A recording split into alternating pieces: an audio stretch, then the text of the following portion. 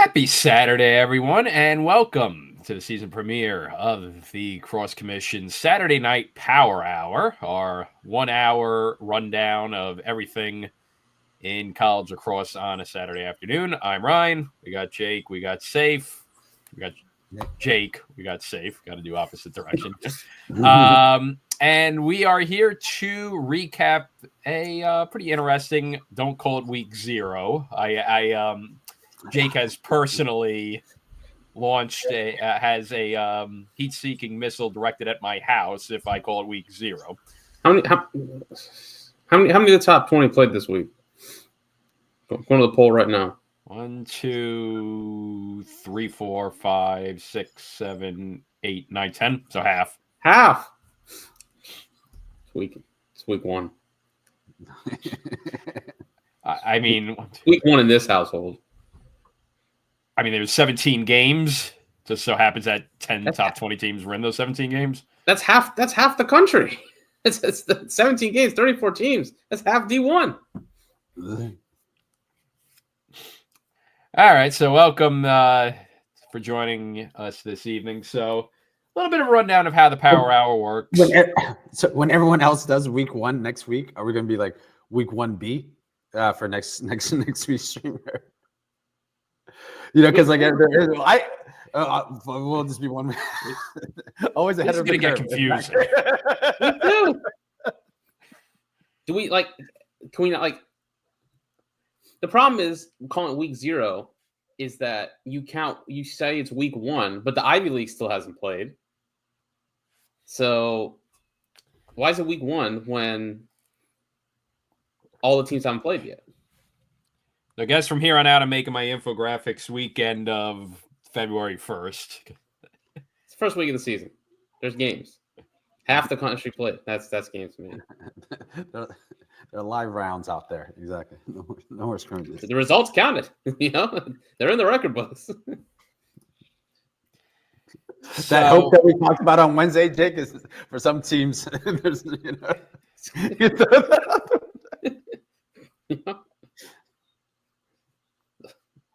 Those listen, man, some of those teams that gave up 20 goals. So those 20 goals, they felt them.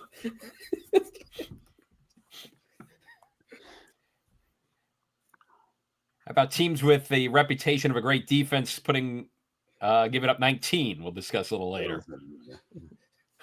They felt that one. I'm so happy it wasn't on the board.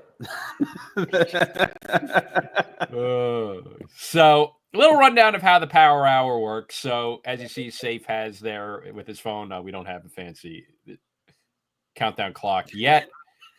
Adam.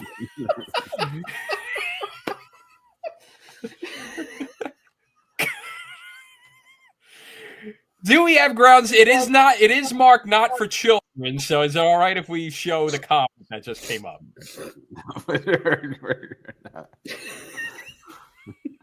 There you go. I showed it. Gone. I showed it. We'll get to that in a little bit. But how the Power Hour works is we got about an hour to work on. We have the clock set for an hour, and we get through as many games as we can. Then in overtime, we get through the games that we don't do. Chances are the Maryland, Hopkins, and Syracuse games will each week will take up the most oxygen. Sorry in advance. That's the way the cookie crumbles at the time. But we get through as much as we can, through as much of the country as we can, and then we tidy it up, hitting all the stops by the end. So we got 1 hour on the clock. Shall we start the clock? 1 hour begins now. Hey, hold up. Pause. Before we get started, if you liked the games this weekend, and you like lacrosse, and because you like lacrosse so much, you've decided to spend your evening watching us talk about lacrosse. Ryan, what should you do with this video? You should smash that like and subscribe button. Smash the like button, and maybe even subscribe to this channel. Thank you very much. Yes. All right. Smash the like button. Subscribe. Leave a comment as we or in the chat as we talk about these games, as our friend Adam has done. Potentially less incendiary, we'll say, or maybe as incendiary. It's up to you. Who knows? Yeah. But join in. All right, Safe, take us away. You got it. All right. And we're on the So, clock. all right. Game of the week was Johns Hopkins against Denver. Top 10 showdown in Denver. Johns Hopkins comes away with the road victory 13-10 in a game that is highlighted by Johns Hopkins having absolutely no regards for broadcast rules. And this will be the final time you see this as a non-conference matchup in Denver after Denver lost out on much-needed streaming revenue thanks to Hopkins just going out there and tweeting the second half on Twitter as a live broadcast. So I hope you enjoyed today's game. I hope you enjoyed last year's because this is the last time you're seeing this before the NCAA tournament after the money Denver lost because of this. I'm crying. There was a lot of people on it too. I mean, Midco lawyers are counting that. I want to congratulate my good friend Safe for the retainer he's about to get for joining the Johns Hopkins athletic department in the or potentially Midco. I don't know in the lawsuit that's about to take place. Shout out to the Johns Hopkins legal department for waking up on Monday and finding out about this. It's like that scene in Succession where Jerry goes to Logan. He's like, the FBI is downstairs, just before they do the raid. That's President Daniels coming to Milliman's office. What were you guys doing? Find me the social media person. Yeah. We'll have him on an interview next week. And I think Hopkins didn't have a social media presence until they didn't start live tweeting games till 2016. So I tweeted out I think I tweeted out or did we talk? I either tweeted out or on the it was on the podcast. I said that if this was 2012, we would have had to rely on this game would have been showed at all, and we'd have had to rely on one of the two Hopkins. Because back in the day, Hopkins had two separate Twitter accounts, and neither were the official one. Yeah, there was it was two different ones, and we probably would have had to rely on them tweeting score updates every 45 minutes because of the spotty Wi-Fi. And now instead, they just decided to do a Periscope stream of a cable company in South Dakota. At least a burner account, That's right. Exactly. just like JHU fan 1111. I heart JHU lacrosse with the not even a pro. I heart Bobby Scott. Something like that. Paul Rabel lax. Paul Rabel rock. In other words, 3 hours into the season, we already got our meme of the season, which is incredible. It's gonna be a strong nominee. But yeah, strong game for Hopkins though. Denver, the concerns that they had going in, for the most part, they looked okay, but the face-off play concerns are now going to be coming to a head after this one. So Hopkins really able to take advantage of the face-off advantage in this one. That was one of the question marks Jake was bringing up a lot in the ever since Tierney's taken over. Face-offs X has always been a strength for Denver. This was the first year in a while that there's going to be question marks, and sure enough, it reared its head right away today. Though the defense looked a bit better than we expected. But at the same token, the face-off play might be a concern for Denver. For Hopkins, exactly what you want to start the season, getting a big road victory, and you have the feather in the cap of the best victory in the nation right now as a result of the only top 10 game. So good start for the Jays there, and to start the season off with a win and get a little bit of revenge from last year's late game collapse. I mean, this was exactly what I was hoping to see, Jake. Going in, definitely, just interested in seeing how the offense would look, and it seemed crisper. The ball was moving around, especially that first quarter. I was really loving that. Russell Melendez comeback game. Maybe I think this is going to be a good sign of things to come. Obviously, maybe defense at Denver could have been a little bit better, but he still cashed in 4 goals on 6 shots. Also contributed another 2 assists. The bench coming in with some points. Chuck Rawson gets 3 goals. Jimmy Ayers and Stuart Phillips also contributed with 3 points and 2 respectively. Defense was like stout. I thought I was a little bit concerned. Not Good seeing term. Smith. Good term save. Yeah, Stout. exactly. Yeah, but yeah, pun intended. But the fact Smith wasn't on the field, the first quarter was a little concerned. But what it's still like held Denver kind of in check. And Denver's the kind of team where like you can't like let them get a lead or 2 or 3 points because then they kind of slow. We always talk about their poise and able to like slow the pace down. But Hopkins would always seem to be like 1-2 steps ahead. Fourth quarter, I really was like impressed how they like didn't like let down, didn't even give Denver didn't have too much of a shot with like 4 goals down with like a few minutes to go, but still just gave me memories of last year. So I was just happy to see like the Jays shut the door down, shut the door and stop Denver from any type of comeback. Definitely happy for the amount of people who scored. Like I just felt like this was like everybody was getting in there, everyone's contributing, everyone's getting some points. Like really happy to see that, and I think it's a good sign of things to come, and definitely helped alleviate some of my immediate concerns going into this season. So I was happy to see it. Yeah, for Denver, 11 of 27 on faceoffs, and they were 4-1 in the first quarter. So it was 7 for 22 the rest of the game. If I did my math right, math's not my strength. Never has been. That 19 of 23 on the clears. Adam mentioned that the Yale transfers were very strong for Hopkins in the clearing game. Hopkins was 17 of 17, perfect 17 of 17 in the clears. Patrick Hackler had 4 ground balls for Johns Hopkins. Turnovers high for both teams. Turnovers are high across the country today. It's the first game of the season. That's just a common theme. In every game we'll go through, you're going to see pretty high turnover rates.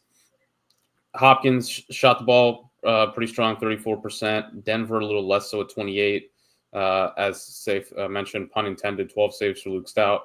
I thought Malcolm Cleveland played pretty well for Denver in goal.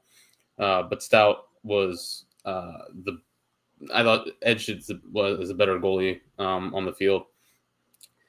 Made some strong saves when particularly one man down that Hopkins had in the fourth quarter. Just kind of hang in there. Hopkins was really pretty clearly a more athletic team in the middle of the field. Denver lost from last year's team. AJ Mercurio at long stick midi, Dan Anderson at short stick midi. They still had Casey Wilson in there, who's a very, very good player and All-American. But even when Denver would win the clamp, the faceoff guy, the Lynchburg transfer brought in, really kind of struggled at times to withstand the pressure that Hopkins was putting on him to complete the faceoff win. There were some kind of really rudimentary errors that Denver made in the clearing game. And I thought Denver's offense played pretty well. It looked like Denver's offense, once they got going, ball movement was pretty solid, making an extra pass, good spacing. You saw the stick skills. Cody Milosky had 2 goals and 2 assists. McKelly had 3 goals. It was a Denver offense. They gave themselves opportunities, but they also lost a lot of opportunities. And kind of what you see, 4 blown clears, 13 turnovers. That's the kind of thing that in the past probably gets covered up by a Alex Stathakis or obviously a Trevor Baptiste that was not covered up today due to the amount of faceoffs they lost. Hopkins' faceoff play has been solid for them in the last couple of years, but middle of the field play has improved for them pretty consistently over the last couple of years. But really, in terms of putting the game away, which has been up and down for the Blue Jays over the last couple of years, was really strong in this one. They're able to win some key faceoffs in the fourth quarter. And then an kind of oft-repeated theme over the last couple of years, how do they finish games, the offense. I thought really couldn't have asked for much more. At 11-8, took some dumb penalties, which kind of, maybe brought back memories of last year, but they got the kills. And then at 11-8, when they went on offense, they had, I think Stuart Phillips had the goal wiped out for being in the crease, but then they scored to get to 12-8 on their next possession. And I don't know if they scored to get to 13-8 right after that, but either way, they got good looks on it pretty much every possession after they got to 11-8, and they killed the game off. And they won some key faceoffs. Like you mentioned, Safe, Hopkins had 7 guys score in this one. Everyone who played on offense looked pretty threatening, I thought, and the ball movement was solid. Just a lot of guys looked. Everyone who played looked like they had a part to play in the offense. The spacing was good. They dodged, as Tierney mentioned on the broadcast, they dodged to feed. If they got separation, they dodged to then make the pass and hopefully find an extra pass there. Collison was really threatening. He used his body really well in terms of being able to draw an extra defender and set guys up. Had a goal and 3 assists. Only shot 1 attempt, but 3 assists. I'd be curious to know how many games he's had in his career with 3 assists. That's I think a big piece for his game going forward is if he can be making those kind of plays. The one at the end of the half where he backed his man down, backed his man down, and then made the pass to Melendez for the goal. In the past, he turned it upfield and he shoots with his left hand. And sometimes it's been a goal, but a lot of times it's been a shot in the goalie stick. If he can keep making that play, that's pretty big. So a really encouraging performance for Hopkins. I thought Denver, played a solid game as well, as Ryan mentioned. I thought both teams played well in the first half. Both teams steadied themselves at different points when teams made a run. For the Pios, the question, can they get things cleaned up? Some of the mistakes they made, and is this, is the face-off issues, maybe a sign of things to come going forward, and how are they able to mitigate it, if so, or can they kind of get back to more what we expect? But a good game for week 1. Yeah, good. Lived up to the top 10 billing. Good start for the season. I think Hopkins in very good shape. They could come away with the victory here. And I think Denver not too far off where they want to be either. I think just, as you said, a few things to take her here and there, and they should be in pretty good shape themselves. So good, very good effort for Hopkins, though. Obviously, poll's going to wait another week because of I don't think the media poll runs after this week, but which is week 0. Week 0 nonsense. But busy week for them up ahead. They got Towson midweek and Georgetown up ahead. So, but to get that first victory out of the way is going to be very good for Hopkins. If they can parlay that into a 3-game winning streak to start the season, then they're going to be in very, very good shape. Big Ten team that is not in very, very good shape at all, the Ohio State Buckeyes. So Utah, a 19-13 win over Ohio State. Utah off to a very fast start. Ohio State clawed back into the game after I made note that they had a 5-goal lead in the second quarter. But then Utah pulls away again with a dominant second half. So the Utes with a big victory, the first upset of the year on our hands here. And we might not have to deal with intervention services for our friend Safe here come March, because he's never going to have that hope to begin with now. That'd be good. That'd be nice. Like I said, I want this Ohio State defeat to be correctly clarified with regards to me as a great victory of my prediction about Utah. So I want to make sure that we have that accurate. But we'll get to the OSU aside. But yeah, Utah. It's like death of Stalin type stuff. You know, I want to be categorized correctly. If it's hard to lose, the manner in which we lost. Big day for Utah. I mean, first time Utah's beat a ranked opponent, season opener in program history. McMinn, I think, Richmond is definitely kind of like that standard of like, mid-major, a little bit higher than mid-major in terms of like punching above the weight. But like Utah is the one that I think like maybe could like really like punch through because like they are in terms of like conference wise mid-major, but like they have the skeleton of a power five. I know everything has changed with the pack and everything, but this still has the athletic budget of a major conference power. So I think like is potentially Yep, like still the Big 12, so still P4 budget. right? Like, and that's what I'm saying. That like they're like more than what you would think of like when you think of like teams that play in like the non-Big Ten, ACC, or even Ivy conferences. And like I think this is just like another like road mark on the way upward for this program. Like this is a major win. Like it seemed like maybe like okay, Ohio State had a bad first quarter. It seems to like shake them, but they like bookend the first and the fourth quarter with like dropping 6 goals on Ohio State at Ohio State.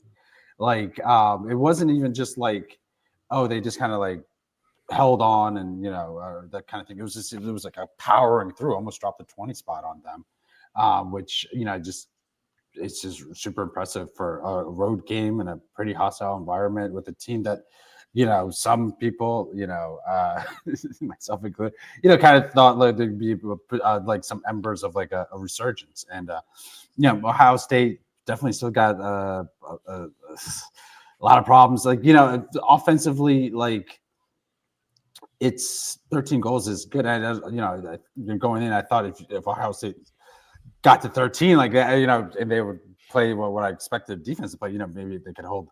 I thought this would be a victory, like a 13-9 type win. That's kind of what I was thinking of, like, in this game. We were first talking about it, Jake, over the in the last pod. But yeah, Utah I think it's got to be like commended for the outstanding effort by multiple players. I think they had 7 people, three Utes tallied 5 points. And I think they had like 6 different people contribute with goals. So, it was just a well like balanced offense performance by the Utes. And like you said, we were trying to see if like one of these teams could like punch through. And we always kind of look at Richmond and even St. Joe's to an extent. But Utah this may be the year. I don't want to get too far ahead of myself because long season. But yeah, definitely a great sign for Utes, and just a tremendous victory for McMinn. No, yeah, I think that's a fair point. We talked about it. They challenged themselves with their schedule this year, and it continues. They're home to Delaware next Saturday at 12 p.m. I guess that's probably 12 p.m. Mountain Time, so probably 2 p.m. Eastern. Then the next weekend they're at Denver. Then they are at Vermont the Saturday after that, and then March 1st they host Cuse Youth Day against Cuse. So they've gone big, and even after that, they got a road game against Virginia later in the month.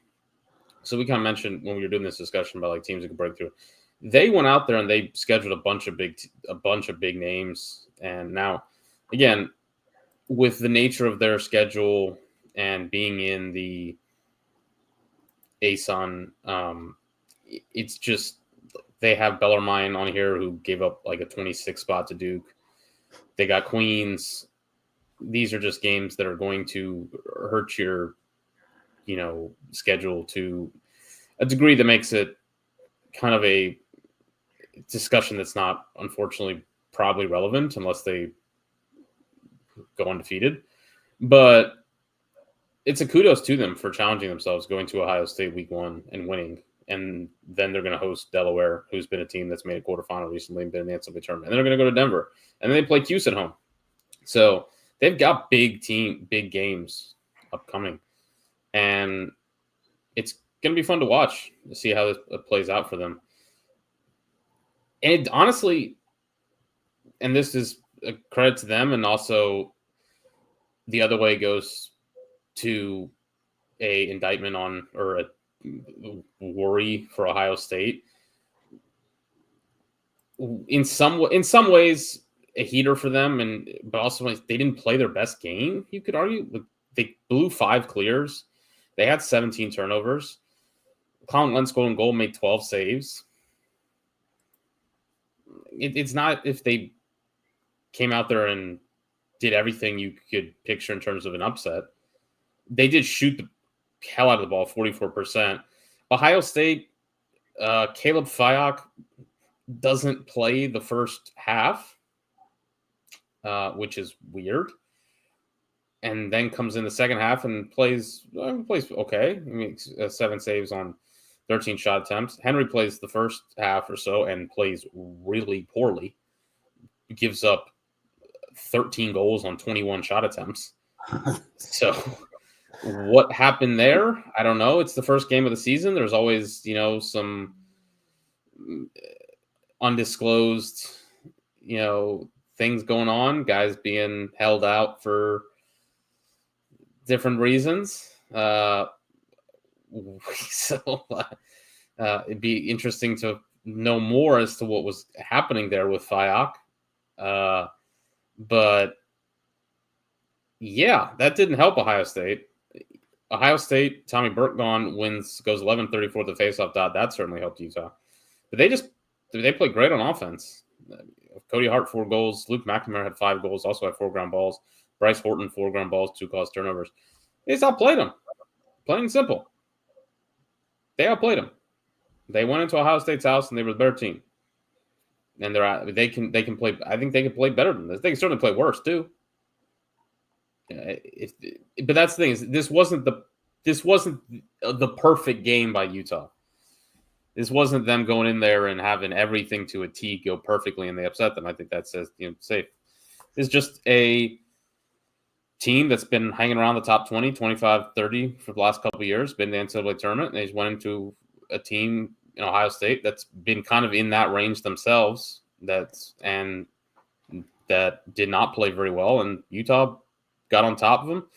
And Ohio State came out the block slow, tried to climb back in it, and Utah just punched them in the face late third quarter, fourth quarter, and that was it. That's all she wrote. I remember we were talking about in the chat with the end of the third quarter where, correctly, the refs took a goal away from Utah. And I'm like, okay, Ohio State's got them to 3. They were down 2.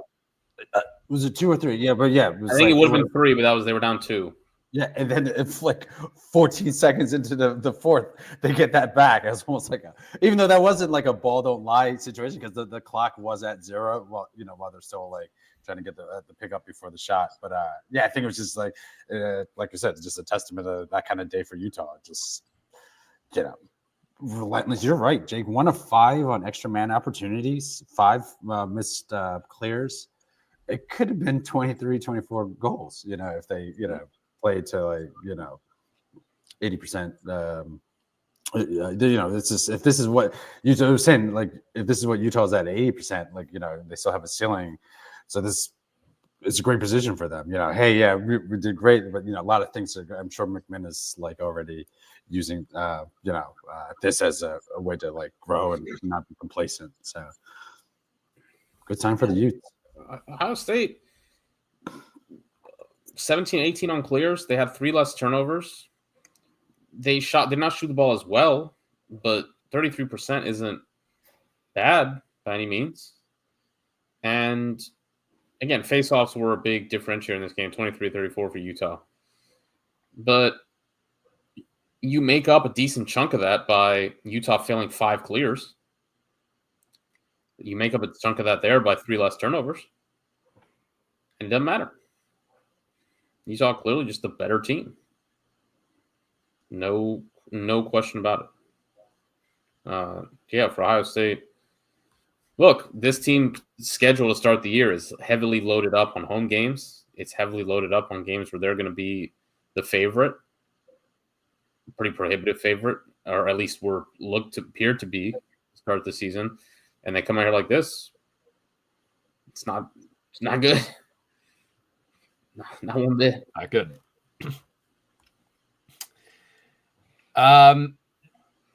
Other top 20 matchup of the day, Maryland-Richmond. Maryland probably had the best looking performance of the day against Richmond.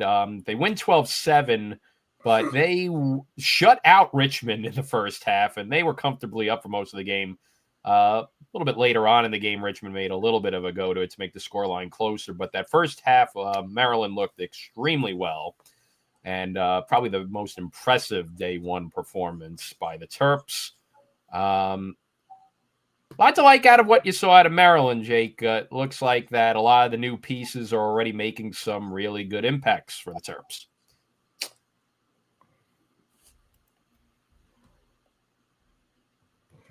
Yeah, the defense was impressive. Offense figuring out quicker than I expected. Yeah, they looked really good. I think Cuse, also good shout out them. They looked. I mean, they blew the doors. That game with Jacksonville was over before it even started. Certainly, Big Mac was terrific. He was on it from the jump. Had, let me get here, 14 saves and didn't give up a goal until early in the I want to say first minute or so in the third quarter, for sure. Deceptive scoreboard here. This game was 7-0 at the half. This game was 11-3, I want to say, at half or after three quarters. Definitely Maryland. It was a comfortable victory, 12-7. Flatters Richmond here. Some positives for sure. Their defense was tremendous. Exactly kind of what I was hoping for and expected when me and Safe talked on Wednesday. This is an experienced defense that looks like they've played together for 3-4 years now, which they have. Colin Burles has been there for a long time. Jackson Canfield played his second year after transferring from Vermont. Will Schaller has a guy who's gotten better each year. His first year was Ryan. What's the phrase? Not wrong, just early. His freshman year pick from a couple years ago. Yep. He's going to be a beast. He might be an All-American this year. He was tremendous. So, and then a lot of other guys played. They played a lot of guys on defense. So, but the timing of their slides and the rotations were just looked mid-season, kind of what you would see out of the defense. And McNaney was tremendous. Definitely made some good saves, but also didn't have to make a lot of particularly hard saves. Richmond did look like a team that didn't really have a lot of guys who could threaten. I mean, it looked like a team that lost a lot of its scoring, which that's the point. There were some, we had Richmond obviously in our top 20 and they're ranked, I think 20th in maybe media poll, coaches poll. They're towards the back end. We had some people push back on that, kind of pointing out the loss of a lot of their top scoring. Look, you saw that today. Aiden O'Neill scored 4 of their goals. They had only 2 other guys score, I think that's it. I think they might have, one guy scores 4 of your goals out of 7. That gives you an idea of the type of game it was. And most of their goals were scored on Maryland shorties. It was 11-2. Like at one point they had 3 goals and 2 of them were scored on shorties. That gives you an indication of the type of game it was. Physical game for sure. Not a super. I mean, these two teams have played rock fights and some ugly games. I mean, the last year's game was just awful. This game was pretty clean. I mean, all things here. Maryland 18-19 on clears. Richmond 16-16. Only 24 combined turnovers. Both defenses had the better of it. I mean, Richmond shot 22%. But for Maryland on the offensive end, 43% shooting. It's been a while since they've had a game where they shot the ball that well. And they hit some shots on the outside that they haven't been hitting in a long time. Matthew Keegan was the big story. 3 goals and 2 assists. Bryce Ford was the other transfer. He played pretty well. Daniel Kelly had a hat trick. Keegan is the big one, I think, to highlight. He looked like their most coming from Binghamton. He looked like the most threatening piece they have on offense. He was a ex-attackman of Binghamton who played behind the cage. He played midfield, though I think honestly he looked like he was on the field every possession. So, midfield attack, whatever. They didn't look like they took him off the field to me very much at all. But whether he was at midfield dodging, he mostly got a pole. But whether he was midfield dodging or short dodging from the wing, or there were times where he was at behind at X. He had one like their second goal where he was at X and he fed Whittier for a goal. He looked comfortable with the ball in his stick at all times. And that's something Maryland hasn't had a lot the last couple of years, is guys who are comfortable with the ball in their stick at all times. And that's, to be fair, like all of the guys today on offense looked like they were pretty comfortable with the ball in their stick. It looks more like Maryland's offense, you expect. A lot better spacing, guys comfortable with the ball in their stick, the ball moving a lot quicker, a lot of the more interchange, two-man games, slips, guys cutting in through the middle, and a lot better timing. Still a lot to improve on. Certainly there were turnovers. First quarter was rough, but hey, it's for first game. I'm not going to get too far ahead of it. The last 2 years ago against Richmond in the first game, I think they scored like 20-something. And then the next week against Loyola, they scored like 4. And Big Mac was trying to throw a clearing pass on the near the restraining box, and that was the end of the season. So, like, I'm going to try and temper things until they get to, obviously they got a 3-game stretch where they play the 1-2, and they play Princeton, Cuse, and Notre Dame back to back.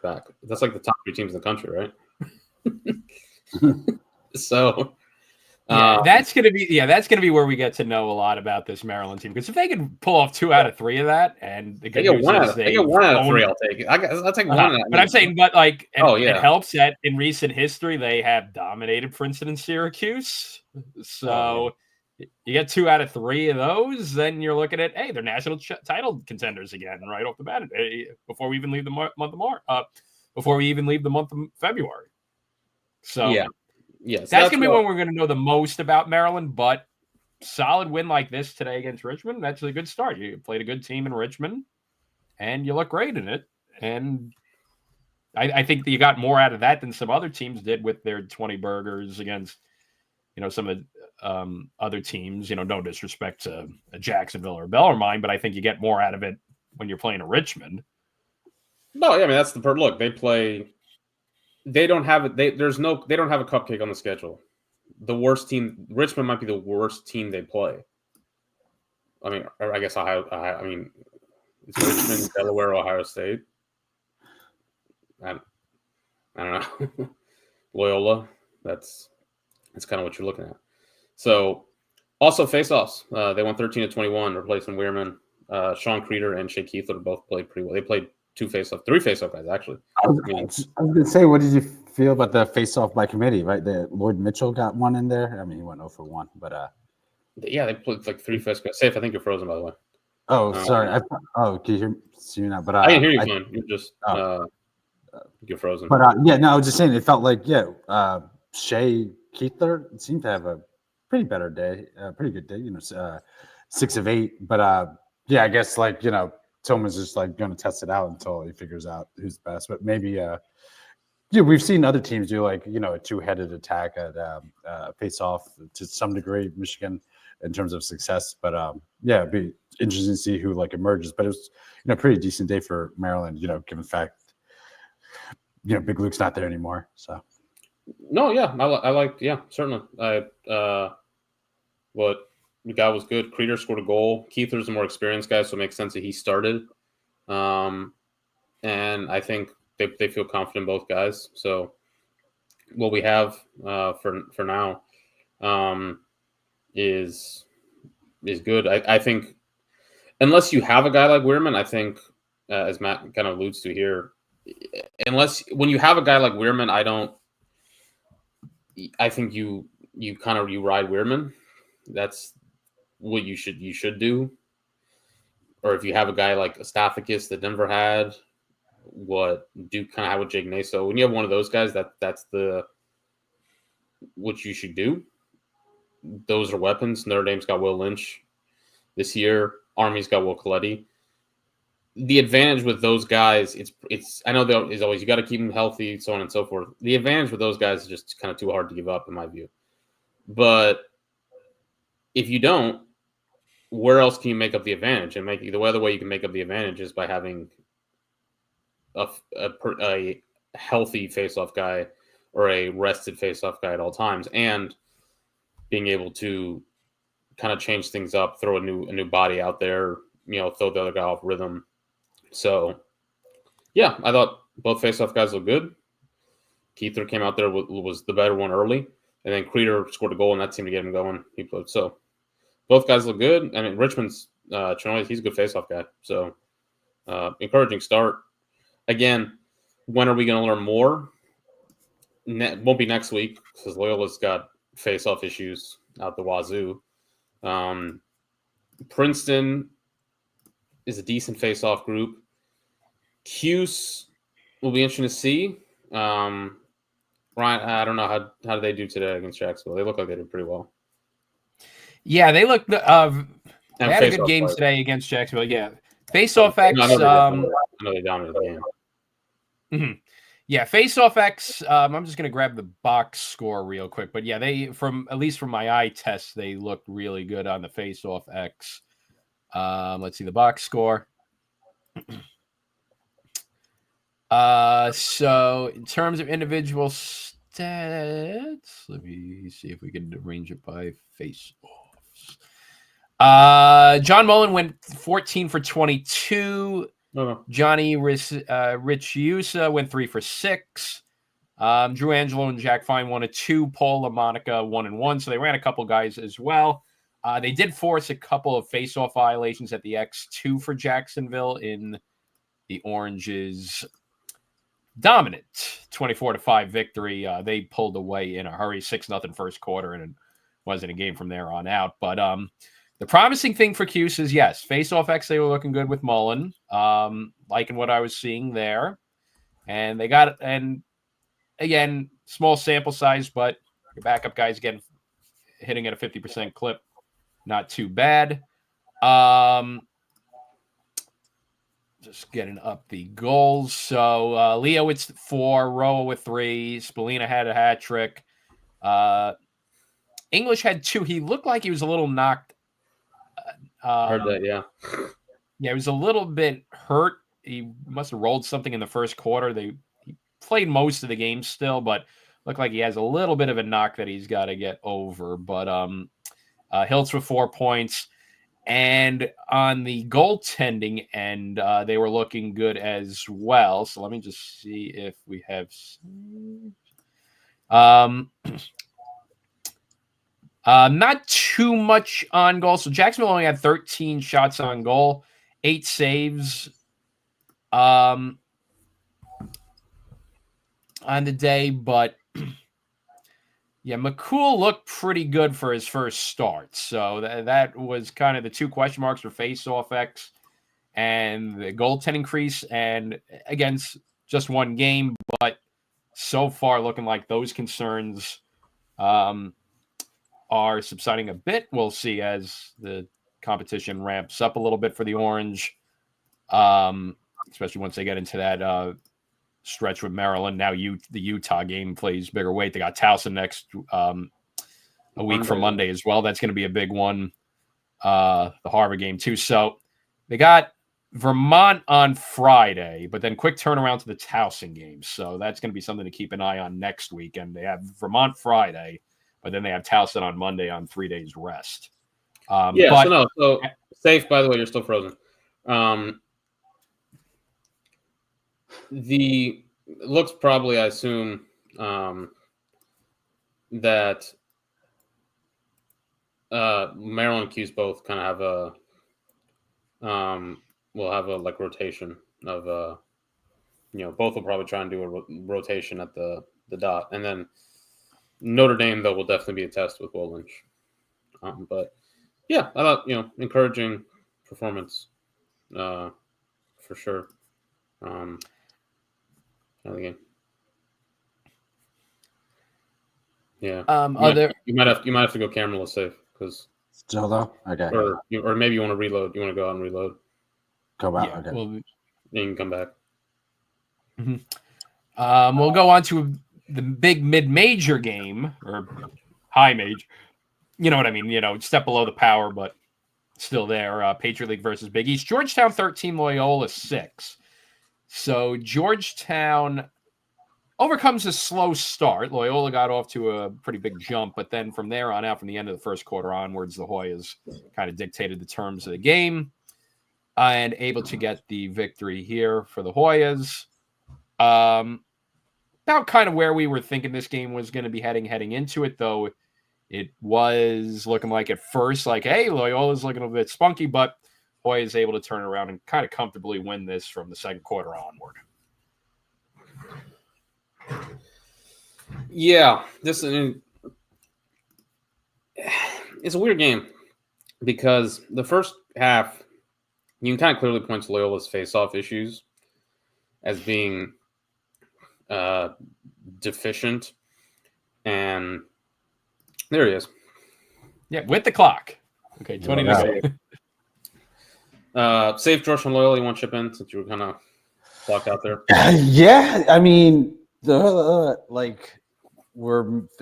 kind of talking about early season Loyola. Maybe it'll be a little bit of a surprise, and not a surprise at all. The Hoyas just kind of took it to them. This has been kind of a somewhat competitive series at times. Remember that great game at Loyola where Georgetown was highly ranked and Greyhounds took them down. But the Hoyas it just kind of never really gave them a shot. I didn't really see too much of just kind of following on the box score because watching the other games earlier. But once it seemed like Georgetown kind of got in control and Loyola just didn't really seem to have an answer. I think maybe that may be something that we have to look at throughout the season if Loyola is going to be able to respond and kind of have more of a bounce back season. The Greyhounds have been a little bit in the wilderness lately, and it's just again early days, so there's not total panic time if you're a Loyola fan, but not a great sign. I don't think at all. Yeah, it's an odd one. First half, you can clearly point to the face-offs being a factor, or maybe the factor. It was a 1-goal game, and Georgetown won literally every face-off. And we talked about the face-offs have been just a massive weakness for Loyola in the last 2 seasons. They've been in opponent adjusted face-off rate in the ranked in the 60s. Last year, and if you just ranked unadjusted, they were 70th, which is inexcusable. I get it. Again, they can't go out and grab a guy from the way a Big Ten ACC team can. But Adam points out here, the lack of recruiting these are the top programs. That's the thing is you got to get a guy from the high school ranks. This is now 1, 2, 3 recruiting classes. You just got to get a guy from high school into a face-off guy. That's just you're in Baltimore. Yes, and it's hard. Look, there's the competition for recruits obviously is difficult, but they said, I mean, you can't be this deficient at a premium position like that on the field for, we're talking 3 seasons now. The discouraging thing, or maybe additionally discouraging, because I think it's discouraging to be down by 1 and lose 11 faceoffs, lose 11 of 11 faceoffs, because you view it that way, you're like, hey, if we just win 3 or 4 more of them or be splitting 50-50, we'd be winning the game. Is that they did get back to parity in the second half. They kind of leveled it out, and it didn't matter. Georgetown really took it to them in the second half. We talked about, for the Hoyas, what are the strengths for this team this year at the premium positions? If you look at goalie, you look at face-off potentially. And we think of James Ball, but today was Ross Prince,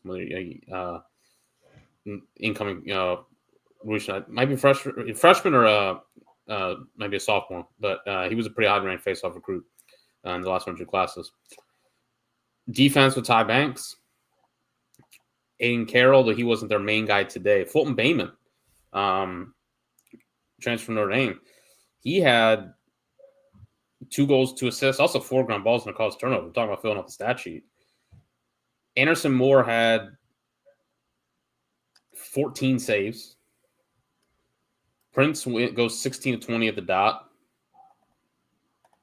and they keep Loyola in check defensively.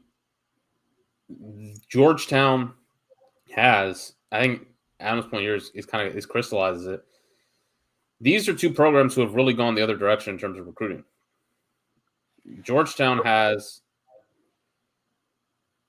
premium talent they got good players all over the field.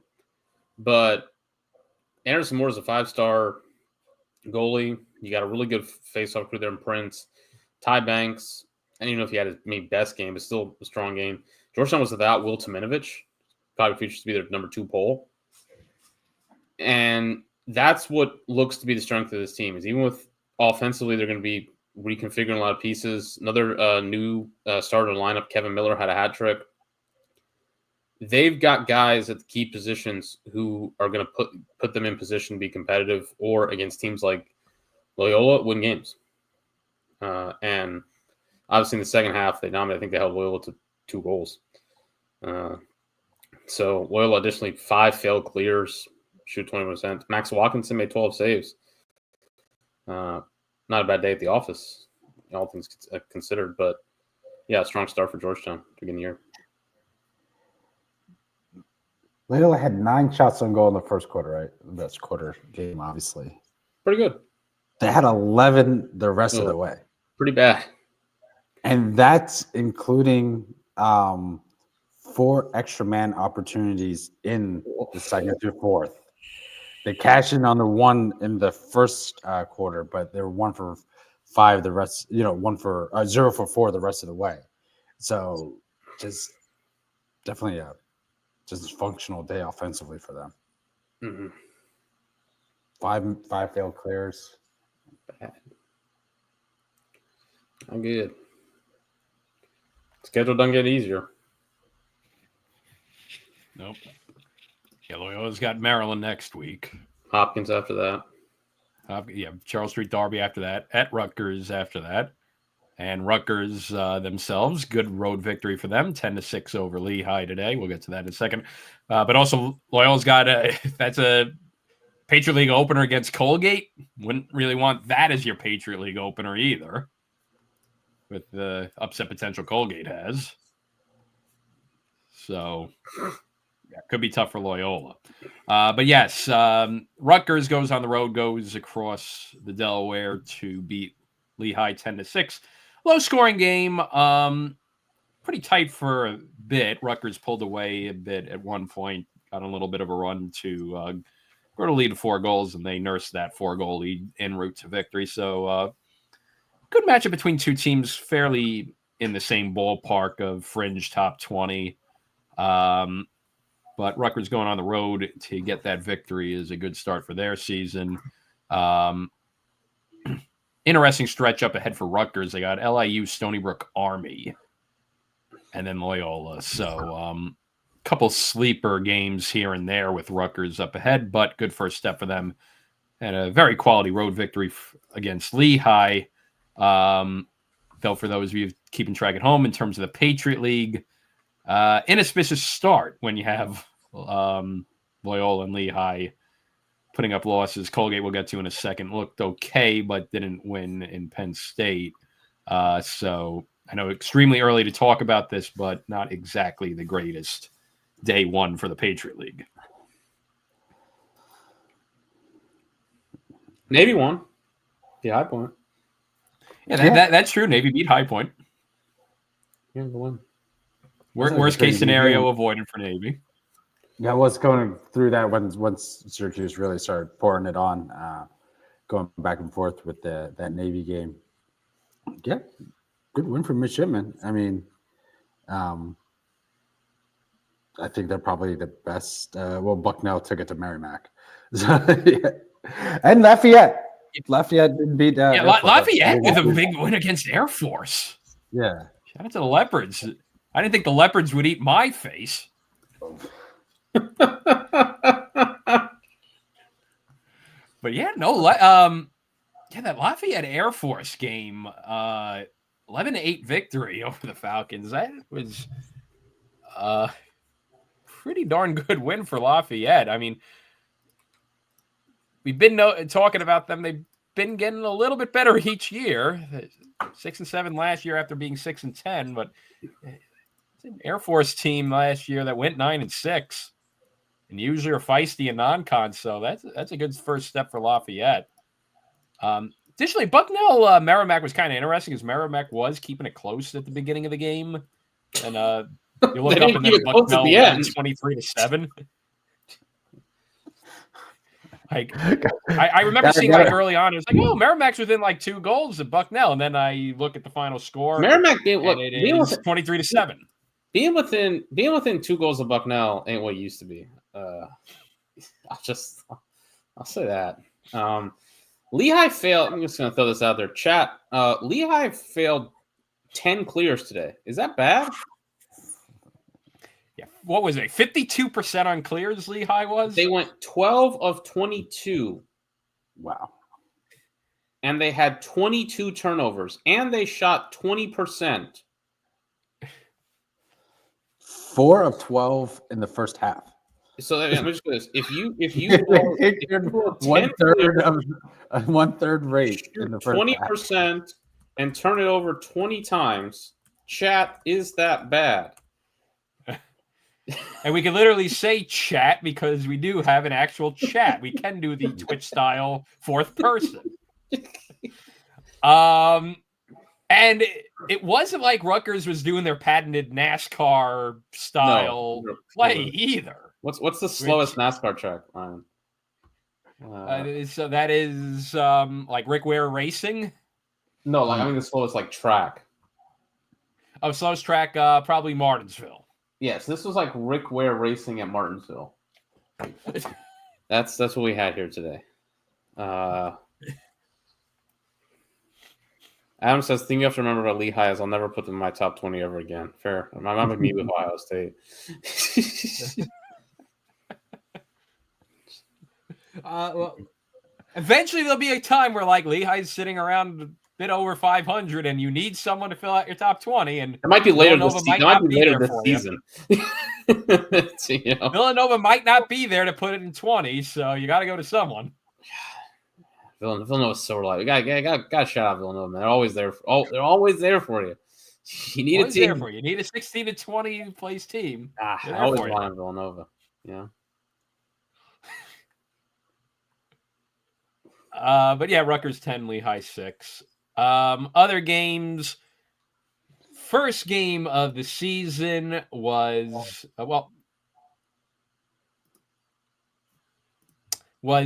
none other than a New York derby. Manhattan 13, Wagner 4. Wagner still Wagner. Didn't the stream fail for this? Like at the like right away? Yes. Like 3 minutes before the season started, and already there was a messed up stream. Which was incredible. That's so beast. The return of the NEC. Adam says Navy low-key looks kind of good. Oh, man. I can't do this again, dog. I'm going to need like a full season of Navy low-key looking kind of good before I can. Yeah, put my trust in the midshipmen anymore. I've been burned too many times. I need like to see them on the. I expected them to be quite bad, and they weren't. So that's saying something. That is true. I did pick High Point to win that game. Yeah. So that Penn State. I mentioned this one just before. Penn State beat Colgate 14-9. Again, that's a game Penn State lost. What was it, last year or 2 years ago? So that's a good victory for the Nittany Lions to kick things off. And looked like they were getting some output from their offense, which was a good thing to see from them. The one where the Penn State player, like with like literally the last play of the game, did the Crosse equivalent of like disaster. What a bad idea! Maryland won that game. So. But yeah, that was last year. He like threw the ball literally at half field right to a Colgate player, and yep. Penn State. But yeah, they need. We've been kind of talking about. They need some guys new guys to kind of step in and be heavy hitters on the offensive side of the ball, and they had a lot of new faces out there featuring and who looked really good. Hunter Aquino, I'm not sure. He had 2 goals. He looked a solid, big-time shooter from the outside. Liam Matthews, sophomore, had 2 goals. Jack Amon, Rutgers transfer, he had 2 goals. Ryan Duraco had a goal. So for them, 7 of their goals were scored by guys who were not kind of prominent guys who featured a year ago. On the other hand, Matt Trainer, obviously the big returning scorer for them, had 5 goals and 2 assists. Kind of exactly, I would say, what you're looking for, what the doctor ordered for the Nittany Lions. Matt Trainer has a big day. They need him to be tremendous, and have a borderline All-American type season. And they need new guys to step in and fill the holes what they're losing. Jack Frassian had 13 saves, so strong day at the office for the Nittany Lions. Colgate, it's just that second quarter. In the second quarter, Penn State scored 8 goals. And that's what Penn State, we said for years, that's what Penn State can do. They can get on those runs, and when they get on those runs, that's pretty much it.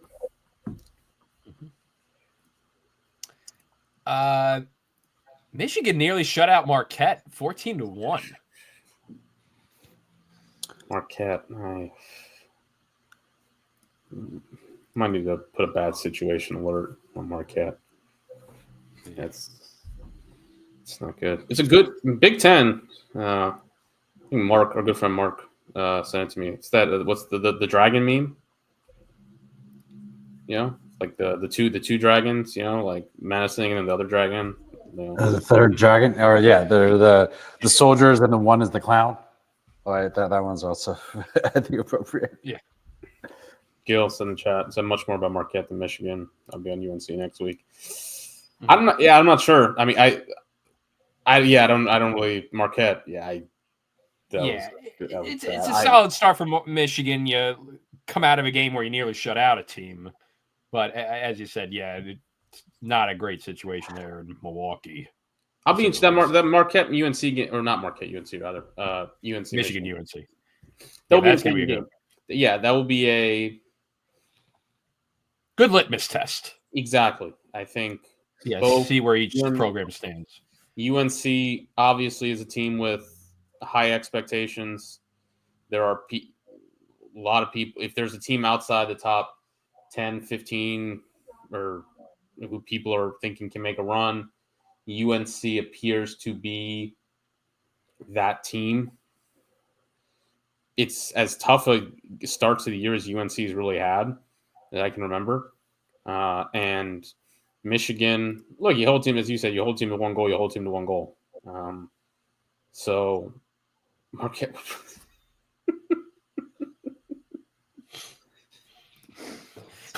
They should do this. They should do this. We should just test this out. I just want to see this. We have a theory. Yeah. So elsewhere, Duke drops 26 on Bellarmine, 26-7. Again, might be a game that says more about Bellarmine than Duke, but hey, good first game for Duke. Get the high watermark of goals to start the season of 26. What does Duke have next weekend? Duke will have Jacksonville next weekend. So based on what we saw in the Dome today, might be some more gaudy offensive numbers to come for the Blue Devils. Mercer beats Hampton 23-3. Duke starting attack for Duke. I have to tweet this out. None of the starting attack for Duke was on the team a year ago. That's the first time I'm trying to look. At least the first time this century that's happened. I don't know about then, but Eric Molliver, Luke Graham, and then the freshman. Crap, I'm blanking on his name.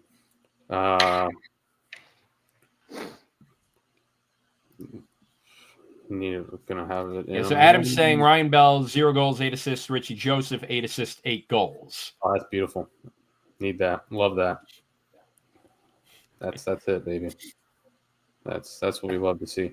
Liam Kirshus. So Liam Kirshus, Eric Molliver, and Lou Graham started for Mark. Also added us in the DMs. He said he thinks Sonoma's long course is slower than Martinsville. Sonoma, the turn 11, the last turn's the slowest corner in NASCAR at 35 miles an hour. So we're into stoppage time now. I think slowest overall is Martinsville, though, because there's fast parts of Sonoma. It's just that last hairpin the slowest. So in stoppage time, we have based on Adam's comment, Providence beat Holy Cross 15-8. Welcome Iona to D1 Lacrosse. Their reward was getting shellacked by Hofstra 20-2. Had a lead. There we go. They had a lead. First time Hofstra has put up a 20 spot since last year's season over against Wagner. And Mount St. Mary's beats Queens 14-9. So Mount St. Mary's matches their win total from last year. Though Queens was in the hunt for most of that game, for what it's worth. Not much, I don't think. I think we made great time. I think that's it. Yes. Yeah, only about a minute or two of stoppage time. So I think to reward us, I think you should smash that like button for sticking to the actual power hour instead of going 15 minutes on a complete off-tangent thing about whatever. Lean. 90-minute ref blew the whistle. He's like, well, that's it. Oh, that's it. Clean out, boys. You know what else? You know what else you could do if you're like, man, I like that. I think I might want to see this program again next week. Run it back. Hit the subscribe button. Super Turn on the notifications. Turn on the notifications. So that way, around 5 o'clock, you get the bing. Oh, got to go onto YouTube and we'll check out the Cross Commission. There you go. And you know what else you can do? If you're on social media, if you're on X, the Everything app, Twitter, you can follow us at Collins_Cross. Indeed. All right, boys. Fun week. Excellent. Yes. I bet if you like to follow your favorite personalities on this show, where can they find you? Like, they can find me at Ryan McD29. I'm at Jake_Razan, and I think it's at Jake_Nazar on the other app. Yeah, I'm on Blue Sky at neverfindmethere.com. But you should do that. You should actually make that your thing. Yeah, never find me there, and it's just the cartoon J. Exactly. Poochie. No posts, no followers, nothing. Not even YouTube. I won't even follow all of you. At Erie_Barrister at X, Twitter. And thank you so much for joining us. Enjoy the rest of your Saturday, midweek. Jake and Safe will be at it again to preview week 2, I guess we're branding it now. We make our own reality. And it's the second week with life. You just do things. You can do whatever you want. And they'll give you a little Super Bowl preview too. How Safe will try to convert you all to Eagle fans, as if all of social media is not doing that already. Go Birds! And Royal Rumble tonight. So follow Jake on social media. He'll give you his takes on all the wrestling tonight. Thank you, Mr. President. Stay hydrated, everybody. Take care. See you out there.